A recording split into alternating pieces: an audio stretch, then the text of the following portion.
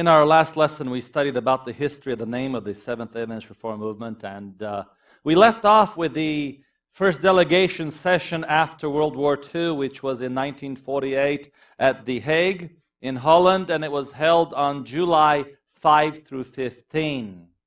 There were some important decisions that affected the work of the General Conference as a whole in 1948. The circular letter that we're presenting here is from the delegation session dated July 15th, 1948. And notice the name of the church, again, listed there, is the General Conference of the Seventh Adventist Reform Movement. Keep that in mind. The location of the General Conference in 1948 was no longer Germany, but as you can see, it was in Basel, Switzerland.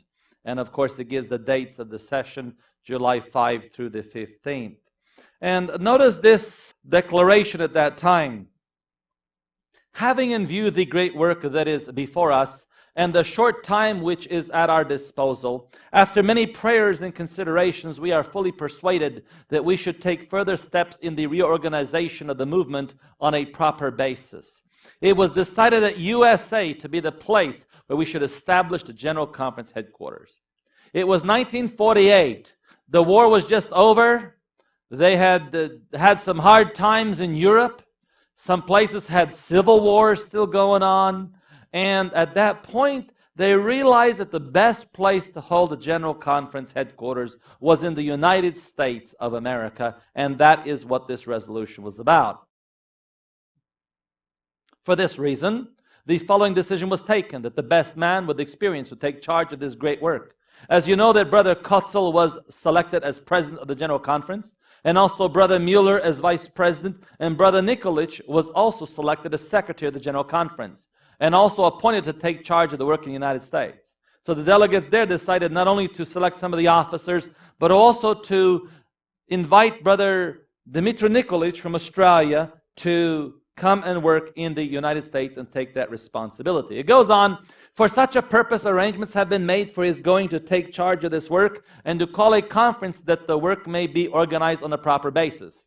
Also, the president of the General Conference should assist Brother Nikolic in connection with this reorganization. We appeal to you, dear brothers and sisters, to give all the support and strength in their hands to be able to bring to completion the great work which is of so great importance to our movement. We recommend them with full authority to act to the best of their ability on behalf of this movement. So, in regards to this move of the headquarters to the United States, the delegation stated a letter of empowerment by the delegation of 1948, also dated July 15th. And here's the document here. You can take a look at it. And this document reads as follows. By the way, before we read it, notice there again, the name of the General Conference is listed on there, and again, the headquarters is listed there. It says, we, the undersigned delegates of the General Conference, empowered the Executive Committee, his President and Vice President, his Secretary, to revise the Constitution of our movement in harmony with the law and the testimonies, and also to respect and include the points of doctrine upon which we agree at this conference. Also to formulate the Constitution, rules, and regulations upon which our movement is to function. Also to express clearly the way of our organization as a movement. We also empower them to seek ways and means to establish the center of the General Conference in the United States of America, to select a place and to organize a central office. So this is the empowerment by the delegation session. And as a result, on April 4th, 1949, a board of directors was selected. And this board of directors met, and here is the document of the minutes of their very first meeting. And here's what it says. Brother C. Kotzel was voted and elected to be the chairman of the corporation. Brother D. Nikolic was voted and elected to be the secretary of the corporation. Sister L. Wassermiller was voted and elected to be the treasurer of the corporation. It was proposed and decided that the number of the committee of the corporation be formed of 7. It was discussed and decided the need of forming an association which should be incorporated according to the provision of law. For this reason, it was decided a constitution to be drafted with articles and bylaws in order to govern the members of the corporation here and abroad. The drafted constitution and articles and bylaws were read and unanimously accepted. It was decided that the home of Brother and Sister A. Wassermiller be the temporary headquarters of the corporation. Now, by the way, keep in mind that this organizational committee that is formed here, this is not the General Conference Committee. It is the committee of the organization or the corporation, the General Conference Corporation. And since many of the committee members lived abroad, they chose these individuals to be part of the committee for the sake of legal organization. If you'll notice here, the home address is, and notice the name again, Seventh-day Adventist Reform Movement, General Conference, USA, 4824 Baker Avenue, Sacramento, 17, California. And once again, I show you this document here in its original form so you can see the handwritten format of it. The mailing address is Seventh-day Adventist Reform Movement, General Conference, USA, P.O. Box 234, OP, standing for Oak Park, Sacramento, California. This report was read and unanimously accepted, and if you'll notice the signatures there, Carlos Kotzel, D. Nikolic, Lottie Wassermiller, John Ensinger, Alex Wassermiller, and G. Nikolic. Before the church could incorporate, they had to formulate some bylaws, and here is the document again of April 1949, the bylaws of the Seventh-day Adventist Reform Movement General Conference. And as we take a look, notice this page here, we're going to read it more directly. It is Article 1, and Article 1 states, the name of the headquarters of the denomination is, and notice the name, in the bylaws, this is 1949, Seventh-day Adventist Reform Movement General Conference.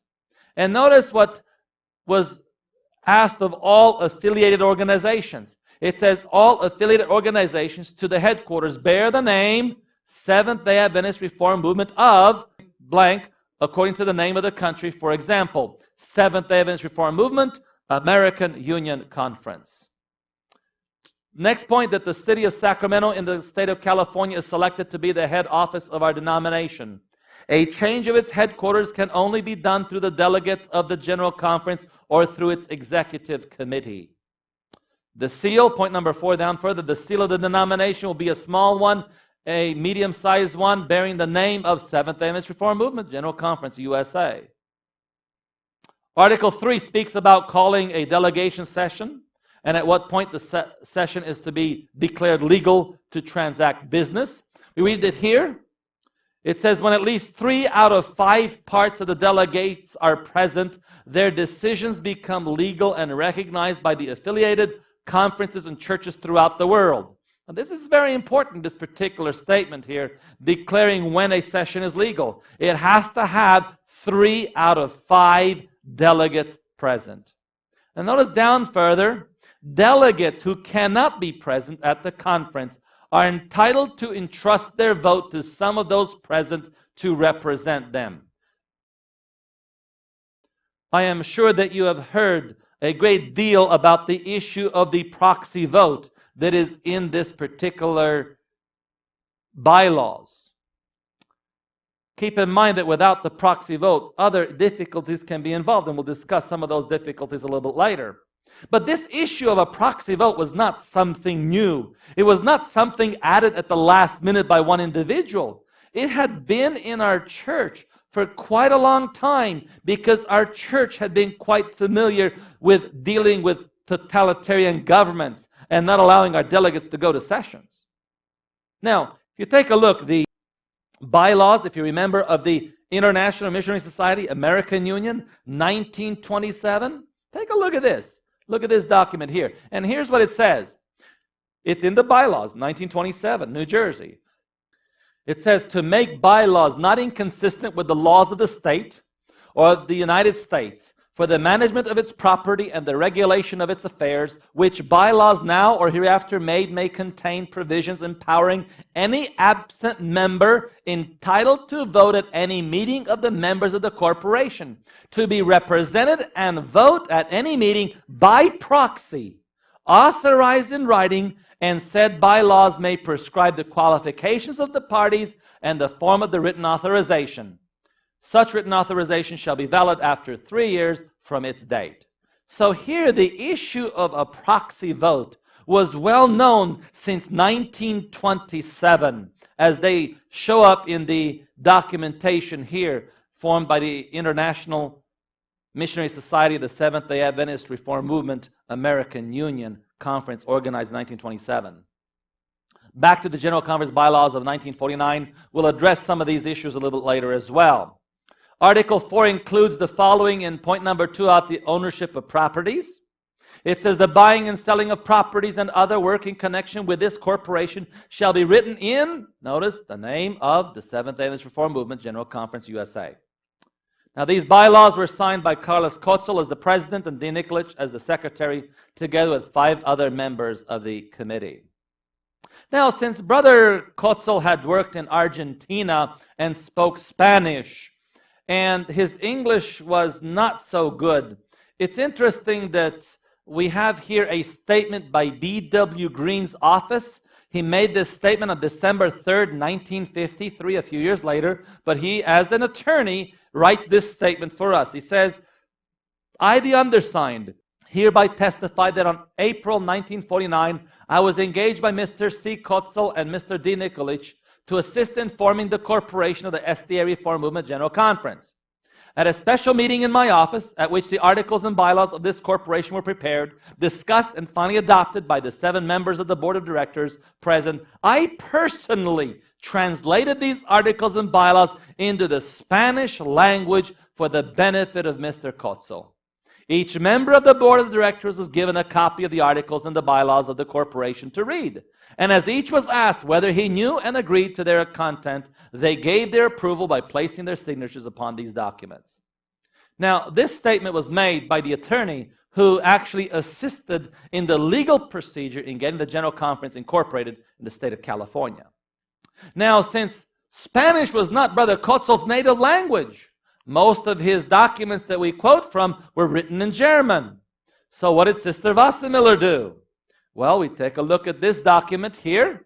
You can see here what Sister Wassermiller wrote. She wrote this on December 10th, 1953.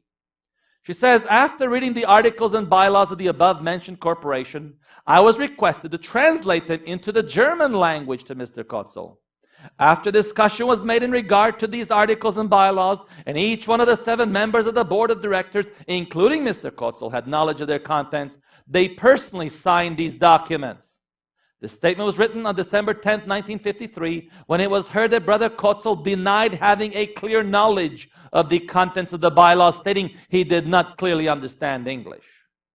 So, to make sure that he did understand what the bylaws were all about, they not only had him translated into Spanish, but also German for his clarification. So he cannot say that he did not understand something in them.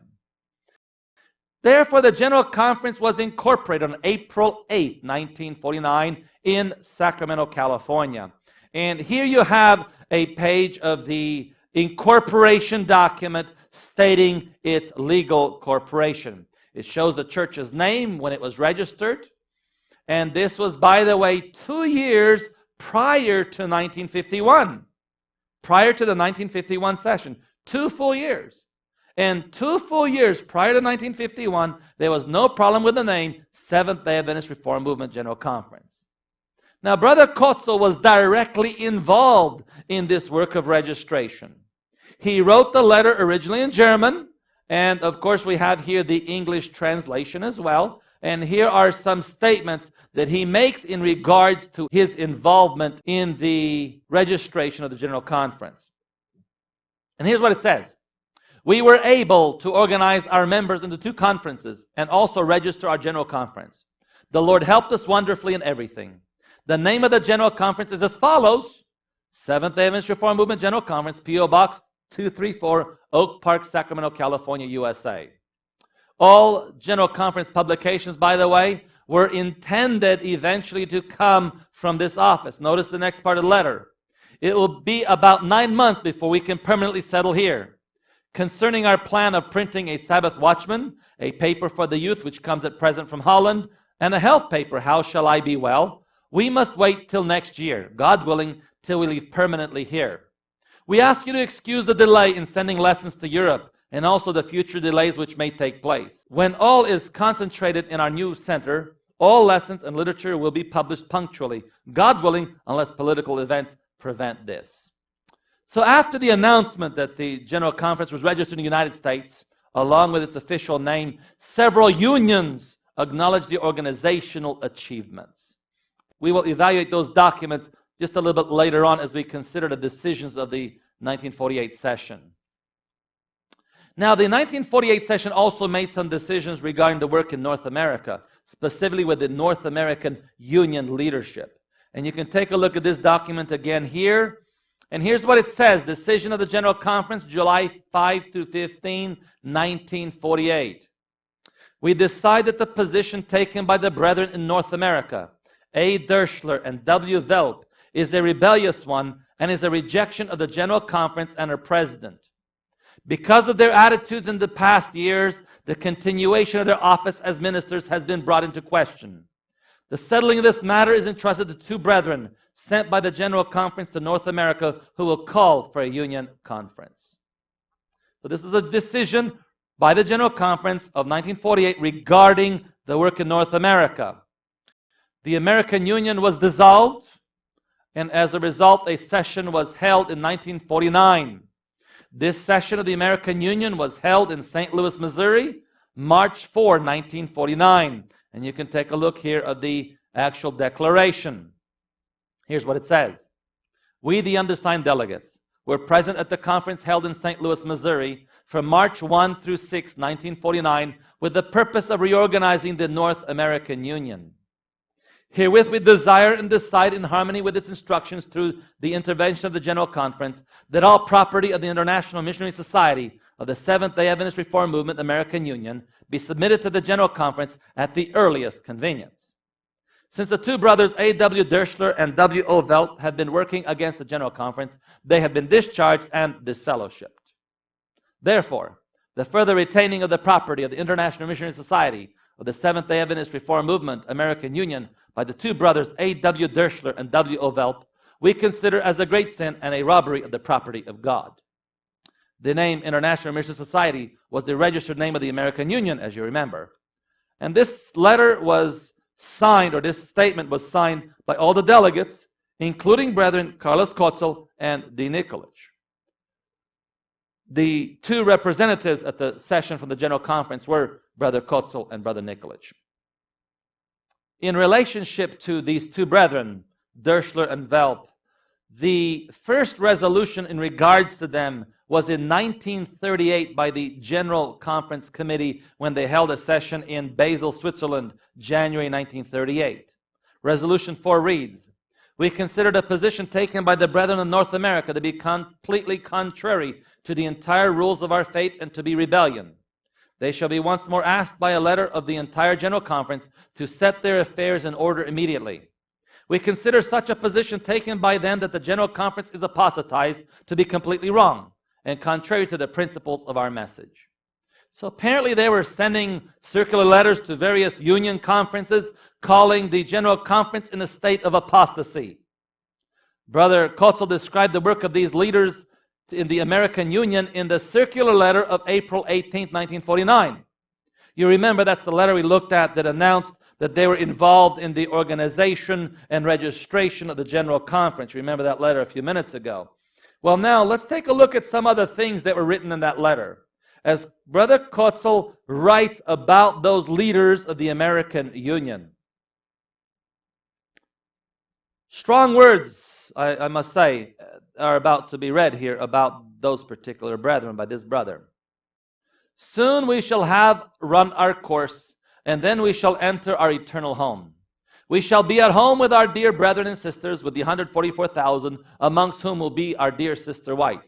Then there shall be no more suffering, no more pain, no more battling against sin and against the enemies of truth. And I'm skipping through the letter from time to time. This later conflict is an especially difficult one against those who dare to rise up against the Church of God. Such souls lose the entire control of themselves and also the truth, for they call right wrong, wrong right, evil good and good evil, error truth and truth error. Under what terrible deceptions are these souls laboring?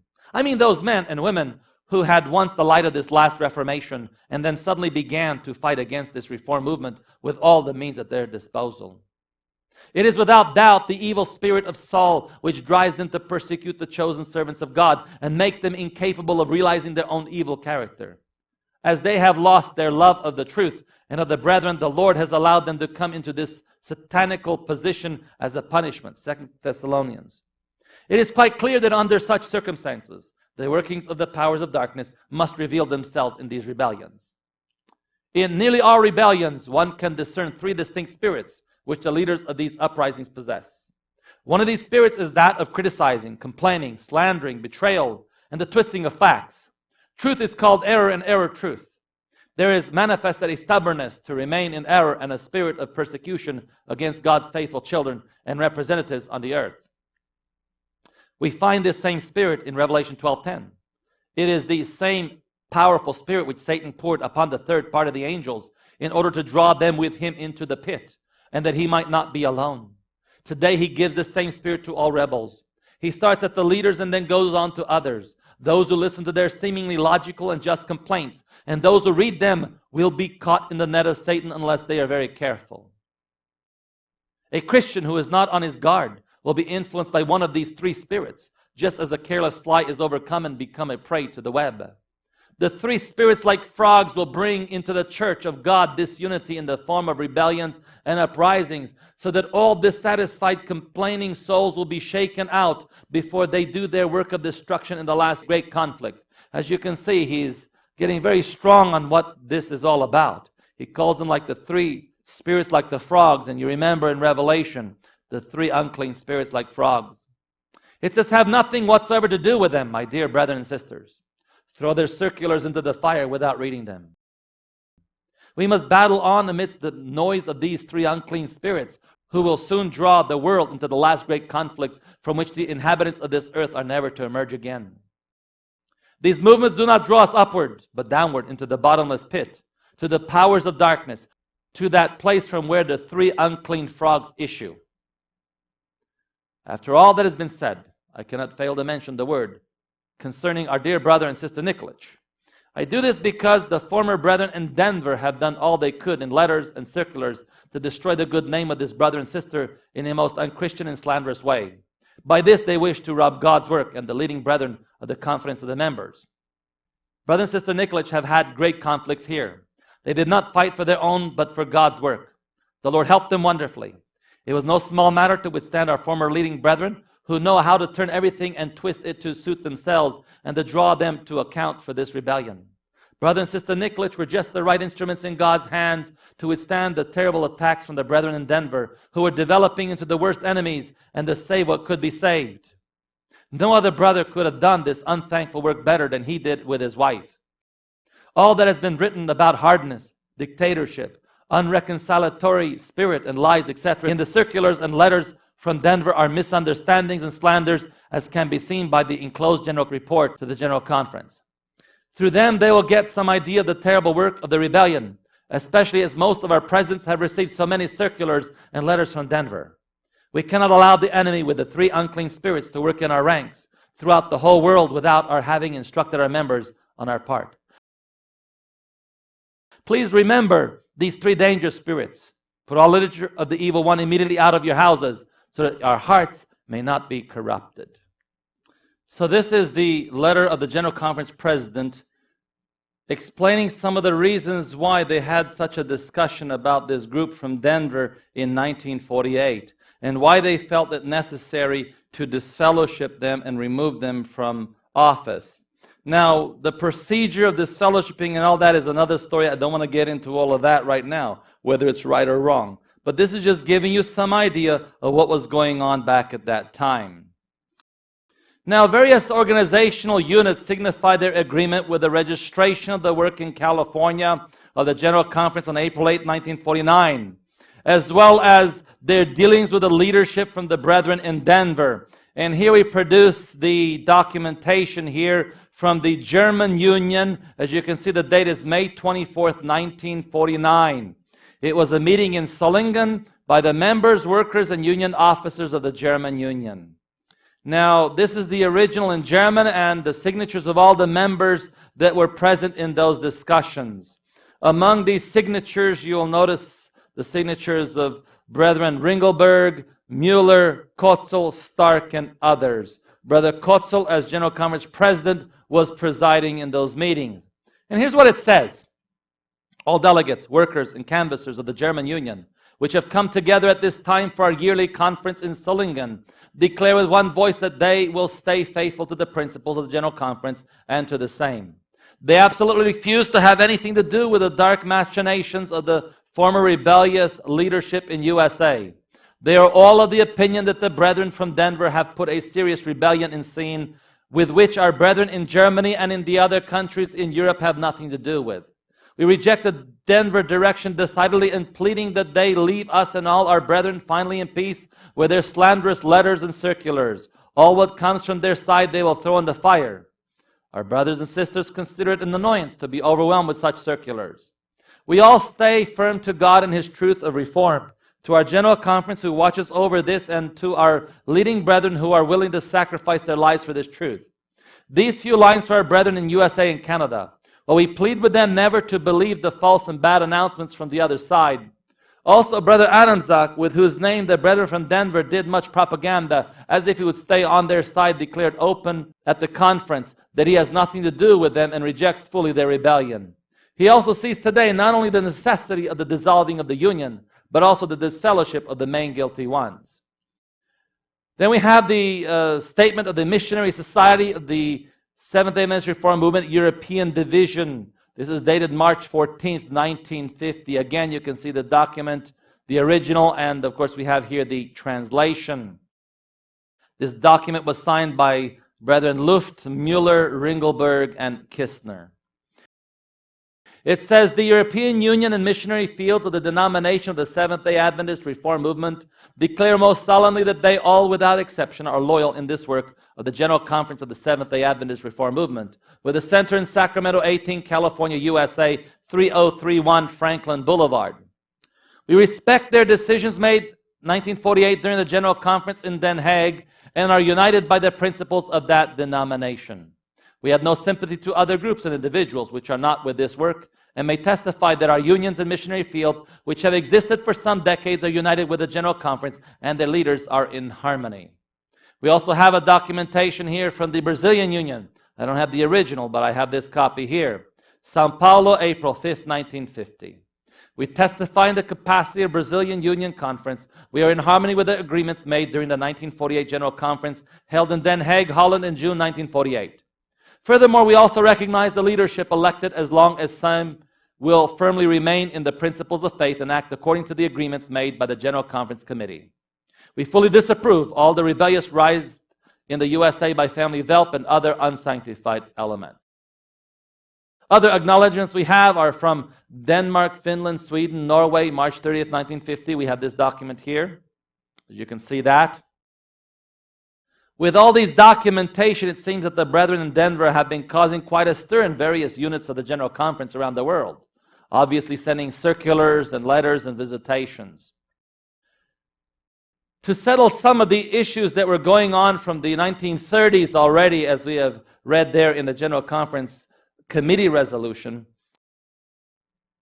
the 1948 session decided to send Brother Nikolic to move to the United States.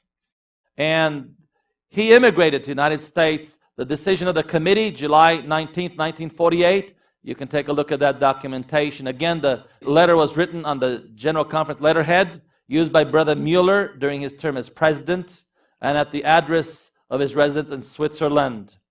Again, the official name recognized by the General Conference in 1948. This is prior to 1951. Division in our ranks was General Conference of Seventh-day Adventist Reform Movement. The letter states, we, the undersigned, testify that Mr. and Mrs. D. Nikolic desire permission to permanently live in the United States of America. The reason for this is that at the recent General Conference session of the Seventh-day Adventist Reform Movement was selected as Secretary of the General Conference. At the same time, he was also appointed to take charge of the organization of our movement in the United States. The center of our General Conference in the future will be located in the USA. This is why Brother Nikolic was sent to the United States. He was elected Secretary. They decided to move the headquarters to the United States, and as a result, decided to relocate him as well. Now, Brother Kotzel was in favor of moving the headquarters to USA, and Brother Nikolic to be leading the work here. He gave a power of attorney to D. Nikolic, September 28, 1948. You can see the original document together with its translation. It says, we hereby authorize Brother D. Nikolic, Secretary of the General Conference, to receive tithe monies and other gifts of our brothers and sisters in North America in the event that the leading brethren there should resist the reorganization decided upon by the meeting of the General Conference. He also has the right to take all steps necessary to protect and preserve the work of the Reformation there from harm, both spiritual and material. Brother Nikolic does nothing in his own authority, but he is sent by the General Conference and acts in full agreement with it. All attacks which are directed against him by others in order to hinder the execution of the resolutions of the delegates of the General Conference are in reality directed against the whole work of the Reformation and are to be considered to be insurrections, rebellions. Every member of the Reformation knows what a great sin this is. Let us therefore work together with the Reformation and its leadership in love and harmony, so that the Lord need not reject anyone. We beg that all dear brothers and sisters, especially also the Bible workers, have confidence in this reorganization, for it was thoroughly discussed and considered by the delegates of the General Conference. Be humble and pray diligently. Then the Lord will give you light upon and make clear to you the necessity of this step decided by that meeting of the General Conference. In order to make possible its execution, it was necessary that the delegates of the General Conference elected and designated Brother Nikolic as president of our work of Reformation in North America. If you remember, they dissolved the North American Union at the General Conference session and appointed Brother Nikolic to lead out. It goes on. He has the right to convene conferences there in order to inform the dear brothers and sisters of this decision. This regulation is in harmony with our principles on page 22 in the German edition. Now, this document also includes the signatures of Carlos Kotzel and was given to D. Nikolic, authorizing him to reorganize the work in North America, and also appealing to members to support Brother Nikolic in the work of reorganizing the Union Conference. When Brother Nikolic came to the United States, how was he treated by the brethren in Denver? Here we have a documentation of the brethren who had a meeting with some of those leaders.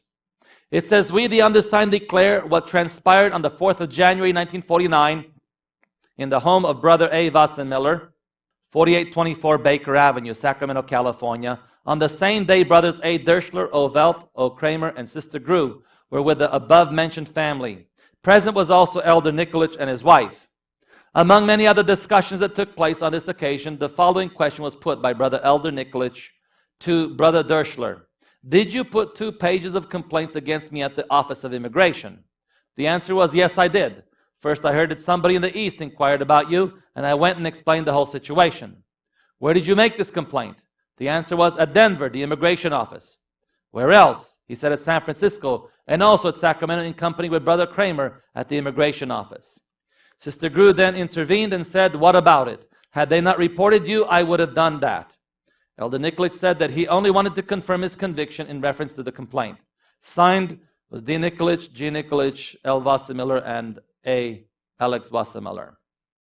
That is when Brother Nikolic came to the United States, and they organized the work as we read some of the documentation earlier.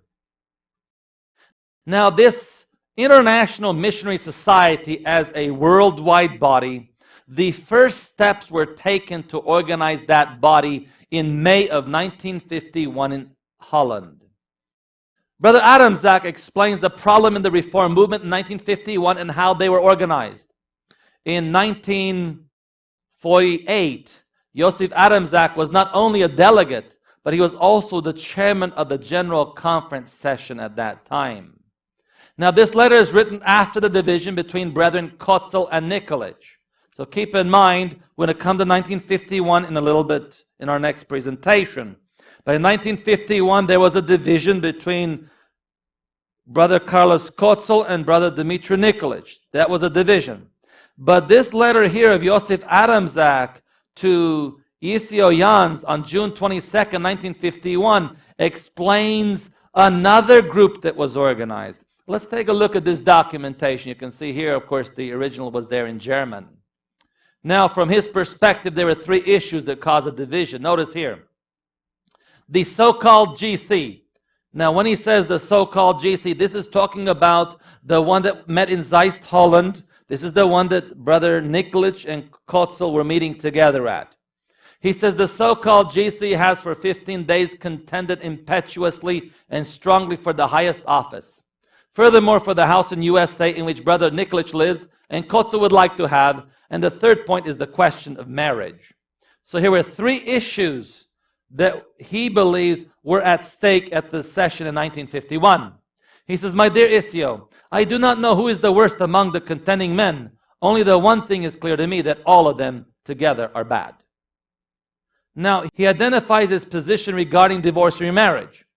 In the same document, he says, "Upon the foundation of the Bible and the testimony since 1915, I stand firmly to the teaching of the matter of marriage as it is written, and to be sure that the innocent one is permitted to marry again after the divorce has been secured." So this is his personal conviction. He explains that both groups, the Kotzel group and the Nikolic group, have left the denomination. It says, "Oh, what confused heads, because Nikolic as well as Kotzel disobey the principles and do not want to become reconciled. Therefore, we are not permitted to have anything to do with them. If they should change and repent, then the way and admittance into the denomination is open to them." Then he gives information that those who have been united with the American Union have formed their own general conference. Notice this. "For your information, I tell you, my dear Isio, that we, during the days in Holland, from the 5th to the 16th of May, have laid the foundation in reference to organization, and Brother A. Derschler has been elected as president of the GC." So, you've heard many times the split that happened in 1951 between Brother Kotzel and Brother Nikolic. In reality, according to this document, there was another group, a third group, that we need to keep in mind. The one that Brother Kotzel earlier called the three unclean spirits of Revelation, if you can remember that. Now, that group themselves organized together, and Brother Derschler was elected as the president. Another letter, this is the letter from Derschler and Kramer to Lucelio, dated March 9th, 1952. "It is true the American Union has no claim to any ties of tithes. Nevertheless, at our gathering in Holland, plans were drawn to establish an international committee with its seat in America. These plans and proposals were given due consideration before the assembled Union Conference in 1951, and with the authorization of the brethren from England, Germany, Holland, etc., were put into effect. Brother Derschler was chosen as chairman of this organization, and Brother Kramer as acting secretary for him. In its capacity, the International Committee is the preliminary move to reestablish the old General Conference of former years. The Reform movement has used this name, International Committee, when the first international relations were taken up after 1914. They function in general like a general conference, only with a humble aspect. Whether we will ever reestablish a general conference again will remain a question to be decided in the future. This name, General Conference, has become very distasteful and obnoxious. Those uniting with us in spirit may show their fidelity to this cause by supporting the International Committee in the manner as a General Conference should be supplied, since the International Committee is incurring some expenses in carrying on the work.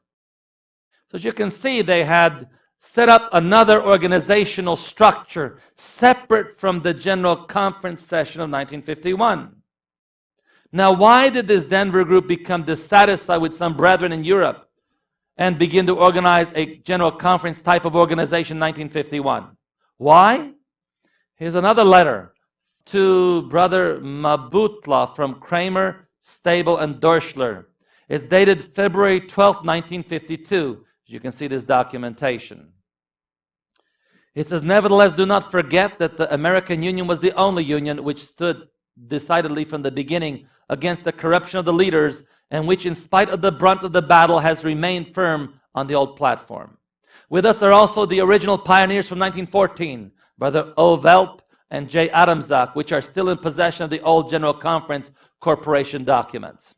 Now notice this. What is their grievance? The newly formed so-called General Conference of 1948 we never have and never will recognize. So the contention here by this group, which was there in Denver, headquartered in Denver, their contention was that the 1948 General Conference session was not recognized by them. It says, already doubts are expressed by the leading men whether this gathering was altogether divinely appointed, since serious mistakes were made at the gathering. Since the days of Hitler's reign in Europe, the old General Conference disintegrated and has never been restored since, according to divine instructions. So, according to them, when Hitler dissolved the old General Conference, it never was reinstituted. We therefore have formed an international committee which looks after the interests of the scattered flock. Our work is too humble to adopt big-sounding names like General Conference.